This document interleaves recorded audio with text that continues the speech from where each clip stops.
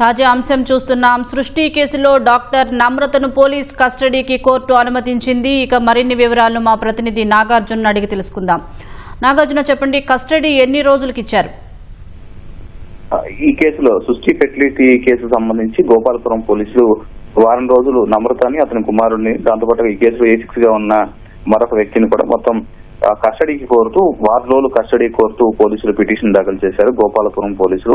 దీనిపై విచారణ జరిగినటువంటి సికింద్రాబాద్ కోర్టు డాక్టర్ నమ్రతకు సంబంధించి ఆమెని రేపటి నుంచి 5 రోజుల పాటు కస్టడీకి ఇస్తూ ఉత్తర్వులు ఇచ్చింది. సో మరికొ A2 అండ్ A6 అంటే ఈ కేసులో నమ్రత కుమారుడిగా ఉన్నటువంటి జయంతి కృష్ణకు సంబంధించి, దాంతో పాటుగా A6 గా ఉన్నటువంటి మరొక వ్యక్తికి సంబంధించి ఈ ఇద్దరికి మాత్రం ప్రస్తుతం ఇంకా వాదనలు కొనసాగుతున్నాయి.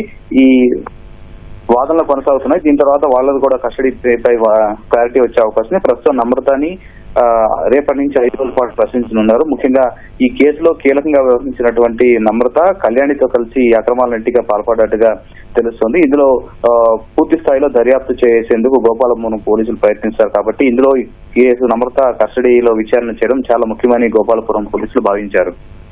నాగార్జున, మరోవైపు సృష్టి ఫెర్టిలిటీ మోసాల్లో మేనేజర్ కళ్యాణి ప్రధాన పాత్రగా గుర్తించినట్లు తెలుస్తోంది. దీనిపై మీ వద్ద ఉన్న సమాచారం ఏంటి?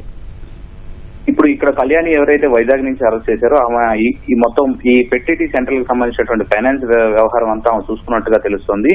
ఎవరైతే ఓవరాల్ గా ఈమె నమ్రత ప్రారంభించినటువంటి బ్రాంచ్ అన్నింటిలో ఫెర్టిలిటీ సెంటర్లకు సంబంధించి ఎవరైతే అప్రోచ్ అవుతారో వాళ్ళందరి డేటా కళ్యాణి దగ్గరకు వెళ్తుంది.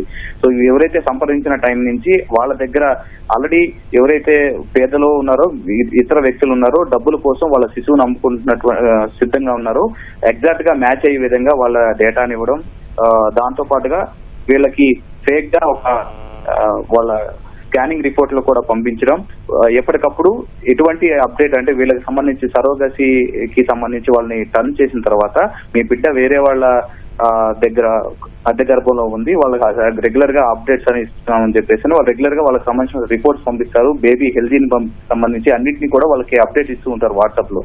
సో దీనంతా వ్యవహారం కూడా నడుస్తూనే ఉంటుంది. ఇటీవల ఈ కేసు నమోదైన తర్వాత రాజస్థాన్ కేసుకు సంబంధించి ఒక ఇద్దరు దంపతులు ఇక్కడ ఫిర్యాదు చేసిన తర్వాత ఈ కేసు దర్యాప్తు చేసిన క్రమంలో మరొక గవర్నమెంట్ ఎంప్లాయీ కూడా సికింద్రాబాద్ చెందినటువంటి గవర్నమెంట్ ఎంప్లాయీ వీళ్ళని అప్రోచ్ అవడం, వాళ్ళు కూడా తమ సరోగసి వైపు ఆమె మళ్లించింది.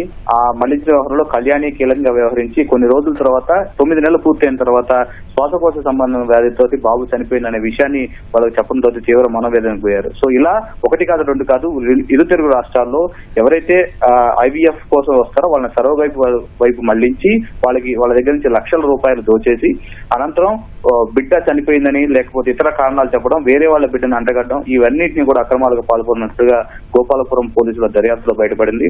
సో ఈమె కస్టడీలో మరికొన్ని విషయాలు కూడా వెల్లడే అవకాశం ఉంది. సో ఇప్పుడు A3 ని కూడా కస్టడీ తీసుకుందని పోలీసులు పిటిషన్ దాఖలు చేశారు. కస్టడీలో కళ్యాణిని నమ్రతాన్ని కలిసి విచారిస్తే పూర్తి స్థాయిలో ఈ కేసుకు సంబంధించినటువంటి సాధించినటువంటి అక్రమాలపై దర్యాప్తు పూర్తి స్థాయిలో వాళ్ళకి సంబంధించినటువంటి వివరాలు బయటకు వచ్చే అవకాశం ఉంది. వీళ్ళ లిస్టులో ఇప్పటి వరకు 50 నుంచి 60 మంది ఇంకా సరోగసి కోసం వీళ్ళని సంప్రదించినటువంటి లిస్టు ఉన్నట్లుగా గోపాలపురం పోలీసులు గుర్తించారు. ధన్యవాదాలు నాగార్జున.